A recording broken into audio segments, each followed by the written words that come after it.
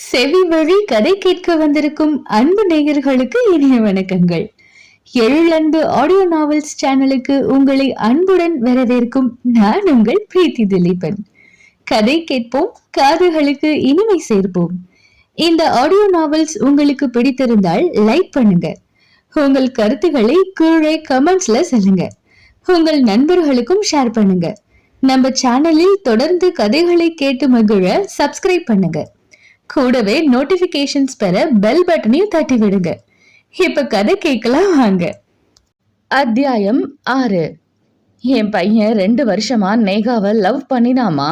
மதுராவுக்கு கல்யாணம் முடிஞ்சதும் பருதிக்கு கல்யாணத்துக்கு பார்க்கலாம்னு நாங்க பேச்ச ஆரம்பிச்ச போதுதான் அவன் காதல் விஷயத்த சொன்னான். நேகா அவன் கூட வேலை பார்த்த போது பழக்கமாகி இருக்கு. அவன் காதல்னு சொல்லவும் எங்களுக்கு தயக்கம்தான். அதே நேரம் இப்போதைய பிள்ளைங்க காதல்னு வராம இருப்பதே அதிசயம்தான்னு நிதர்சனமும் புரிஞ்சுது. நானும் பருதி அப்பாவும் என்ன செய்யறதுன்னு புரியாம இருந்து உடனே அவன் காதலுக்கு சம்மதம் சொல்லாம இருந்தோம். ஆனா பருதியோ கட்டுனா அவ்வளவுதான் கட்டுவேன்னு ஒரே பிடிவாதம். பிள்ளைங்க இப்படி பிடிவாதம் பிடிக்கும் போது பெத்தவங்க தானே இறங்கி வர வேண்டியதா இருக்கு. நாங்களும் அவன் பிடிவாதத்துக்கு இறங்கி வந்தோம். நாங்க சம்மதம் சொன்ன அன்னைக்கு அவன் சந்தோஷத்தை பார்க்கணுமே. 1 வயசுக்கு மேல தள்ளி நின்னே பழகிய என் புள்ள என்னை அப்படியே அணைச்சுக்கிட்டு தேங்க்ஸ்மான்னு கன்னத்துல முத்தம் கொடுத்தான். சின்ன பிள்ளையில என் புள்ள அப்படி எனக்கு கொடுத்த முத்தம் எப்படி எனக்கு மறக்காதோ, அதே மாதிரி அன்னைக்கு அவன் கொடுத்த முத்தமும் எனக்கு என்னைக்குமே மறக்காது. அன்னைக்கு சந்தோஷத்துல அவன் கண்ணுல தண்ணியே வந்துருச்சு.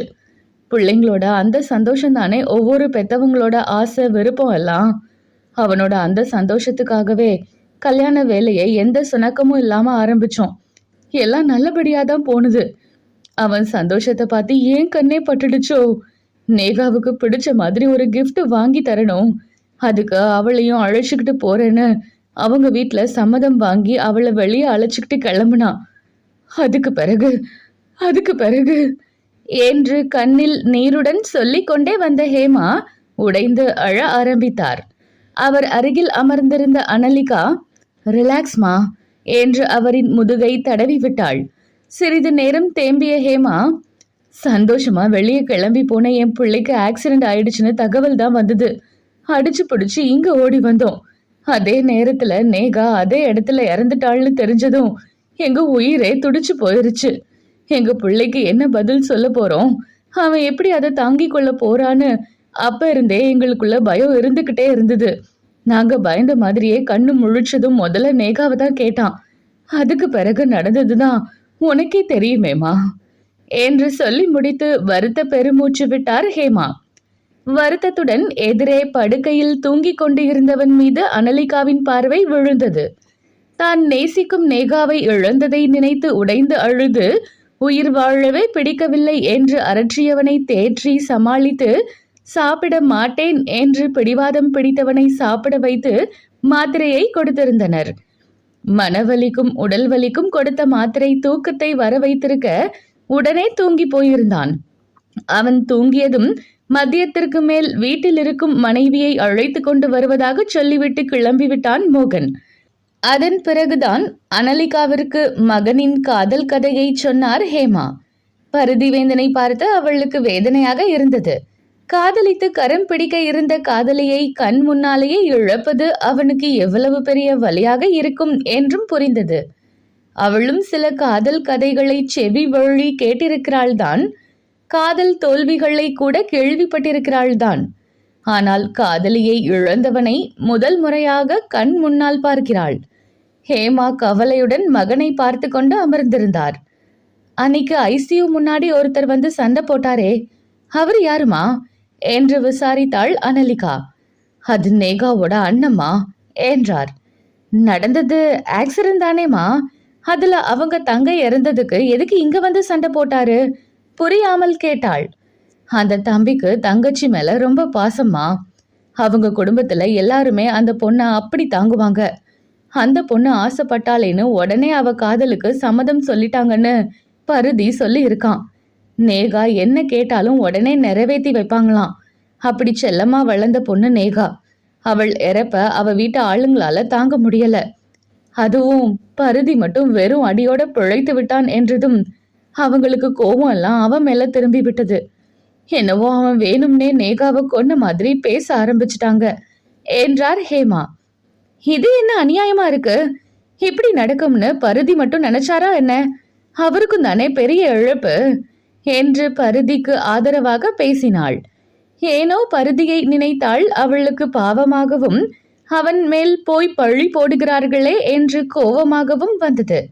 அதுவரை வெறும் நோயாளியாக இருந்தவன் அவள் மனதில் வேறு விதமாக பதிந்து கொண்டு இருக்கிறான் என்று அவளே அறியவில்லை என்பதுதான் உண்மை. உனக்கு புரிஞ்சது கூட அவங்களுக்கு புரியலமா? என் பையனை தான் குறை சொல்றாங்க. இன்னும் இந்த விஷயம் பருதிக்கு தெரியாது. தெரிஞ்சா ஏற்கனவே உடைந்திருக்கும் என் பிள்ளை இன்னும் உடைஞ்சு போவான் என்றார் கண்ணீர் மல்க. கவலைப்படாதீங்கம்மா, அப்படி எதுவும் நடக்காதுன்னு நம்புவோம். பெண்ணை இழந்த ஆரம்ப கால கோபம் அதுதான் அப்படி. நாள் செல்ல நிதர்சனம் புரிய பருதி மேல எந்த தவறும் இல்லைன்னு அவங்களுக்கு புரியும். அப்ப நிலைமை மாறும் என்றாள் ஆறுதலாக. சொன்னவள் அறியவில்லை அவர்களது கோபம் மாறும் கோபமில்லை, பருதிவேந்தனின் வாழ்க்கையையே மாற்றப் போகும் கோபம் என்று. அறியாமல் போன பெண்ணவள் அறிந்து கொள்ளும் நேரும்போது அதில் அவள் வாழ்க்கையும் சிக்கிக் கொள்ளும் தருணத்தில் இருக்க போகிறாள் என்று அவள் அறியத்தான் இல்லை. அதன் பிறகு வந்த நாட்களிலும் பருதிவேந்தன் பிடிவாதம் மறுப்பு என்று ஆர்ப்பாட்டம் செய்து கொண்டுதான் இருந்தான். அவனை சமாளிப்பதே செவிலியர்களுக்கும் அவன் குடும்பத்தினருக்கும் பெரும் போராட்டமாகவே இருந்தது. நேகா இறந்த பிறகு தான் உயிர் வாழ்வதே தவறான காரியம் என்று அடிக்கடி புலம்பிக் கொண்டான். அனலிகாவிற்கு சில நாட்கள் மட்டுமே வார்டில் பணி இருக்கும். அந்த நேரத்தில் அவளை அறியாமல் பருதியை சற்று கூடுதல் நேரம் எடுத்து பார்த்து கொள்வாள். சில நேரம் வேறு வார்டில் பணி இருந்தாலும் அன்று அவன் ஒழுங்காக சாப்பாடு மாத்திரை உண்டானா என்று கேட்கவே அவனின் அறைக்கு வந்து விசாரித்து விட்டு செல்வாள். அது அவள் பணி என்று இல்லாமல் ஏன் செய்கிறாள், எதற்கு செய்கிறாள் என்று அவளுக்கே புரியாது. அப்படி ஒரு நாள் அவன் அறைக்கு வந்தபோது அரும்பரும்பாய் முளைத்திருந்த தாடியுடன் படுக்கையில் அமர்ந்திருந்தவன் கண்கள் மட்டும் எங்கோ வெறித்து கொண்டு இருந்தன. அவன் கண்களில் ஜீவனே இல்லை. நேகாவை நினைத்து அவன் அப்படித்தான் இருக்கிறான் என்று தெரிந்தாலும் அதென்ன, எப்ப பார்த்தாலும் இப்படி வாழ்வை வெறுத்த சூனியத்தில் இருப்பது என்று அனலிகாவிற்கு சிறிது கோபம் கூட வரும். அவன் உறவுகளை பற்றியும் நினைக்காது, அவன் உடல்நிலை இருக்கும் நிலையையும் கூட உணராது தனக்குள்ளேயே மூழ்கி போயிருந்தான். என்ன மிஸ்டர் பருதிவேந்தன், அங்க எத்தனை பள்ளி வாழுதுன்னு கணக்கு எடுக்கிறீங்களா என்று கேட்டுக்கொண்டே உள்ளே நுழைந்தாள். அவள் குரல் கேட்டதும் சலனமே இல்லாமல் திரும்பி பார்த்தான். ஏன் என் மோன நிலையை கலைக்கிறாய் என்பது போல் அவளை ஒரு பார்வையும் பார்த்து வைத்தான்.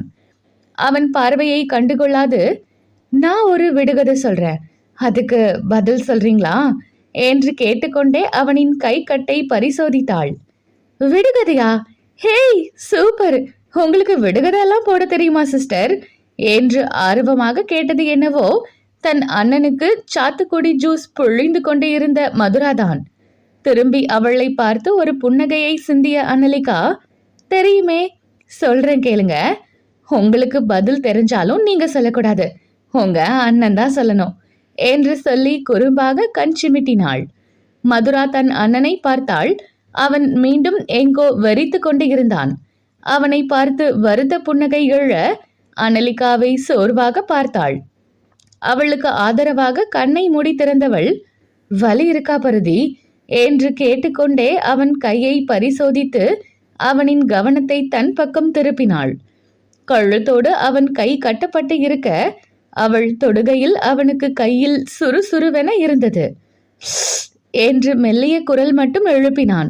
ஓகே ஓகே கூல் என்றவள், இன்னும் கொஞ்ச நாள் தான், அப்புறம் கை கட்ட அவிழ்த்துட்டு உங்க கை அசைவுக்கு ஒரு பிசியோதெரபிஸ்ட் பயிற்சி கொடுப்பாங்க. அப்ப இன்னும் வலி இருக்கும். அந்த வலியை தாங்க நேரத்துக்கு சரியா சாப்பிடணும், கொடுக்கிற டேப்லெட்டை போட்டுக்கணும் என்று சொல்லிக்கொண்டே, சரி இப்ப விடுகதைக்கு வரலாமா என்று கேட்டாள். அவன் சலனமே இல்லாமல் அவள் முகம் பார்க்க, அடித்தால் விலகாது, அணைத்தால் நிற்காது, அது என்ன என்று கேட்டதும் அவளின் விடுகதையை உள்வாங்கியதற்கு அடையாளமாக அவனின் புருவம் சுருங்கியது. இவன் இந்த மாதிரி புருவத்தை சுருக்கிறது நல்லாதான் இருக்கு, அவளை அறியாமல் அவளின் உள் மனம் ரசித்துக் கொண்டது. அது என்ன என்று எசை கேள்வி கேட்டுக்கொண்டு மதுரா ஜூஸ் புழிவதை விட்டு யோசிக்க ஆரம்பித்தாள். விரிந்த புன்னகையுடன் அவளை பார்த்தாலும் அவளின் புருவம் கேள்வியாய் உயர்ந்து பருதியை தான் பார்த்தது. அவனும் அவளை பார்த்து கொண்டே யோசனையில் ஆழ்ந்து பதில் கிடைக்காமல் உதட்டை லேசாக பிதுக்கினான். அவளின் புன்னகை இன்னும் விரிந்தது. உங்களுக்கு ஆன்சர் தெரியுமா மதுரா என்று அதையும் அவனை பார்த்து கொண்டே தான் கேட்டாள். தெரியல என்று வேகமாக தலையை ஆட்டினாள் மதுரா. ரொம்ப ஈஸியான பதில்தான், முயற்சி செய்து பாருங்க என்றவள் இன்னும் கொஞ்சம் யோசியேன் என்பது போல் அவனை பார்த்தாள். அவனுக்கு இப்போது யோசிக்கும் ஆர்வம் குறைந்துவிட தலையை திருப்பிக் கொண்டான். சரி, நானே சொல்றேன். அடித்தால் விலகாது, அணைத்தால் நிற்காது, தண்ணீர் என்று அவள் பதில் சொன்னதும் மீண்டும் அவன் பார்வை அவளின் புறம் திரும்பியது. வாவ், சூப்பர், தண்ணீர் தான் பதிலா?